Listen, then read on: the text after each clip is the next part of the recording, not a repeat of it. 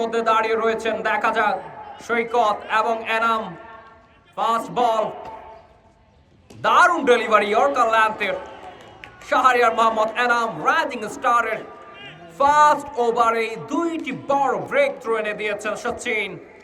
অবশ্যই সচিনকে প্রশংসা করতে হবে। সচিন যেভাবেই করেই তার প্রথম ওভারেই তার মহামূল্যবান দুইটি উইকেট তুলে নিয়েছিলেন। ফার্স্ট ওভারে ব্রেক থ্রু এনে দিয়েছেন, দারুণ সূচনা রাইজিং স্টারের।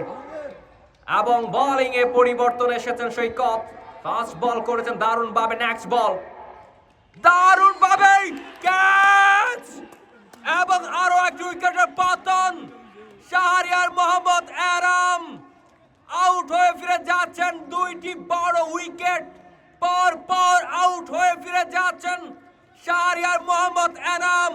দারুণ ভাবেই সৈকত তুলে নিয়েছেন শাহরিয়ার মোহাম্মদ এনামকে এবং আউট হয়ে ফিরে যাচ্ছেন কোনো রান না করেই।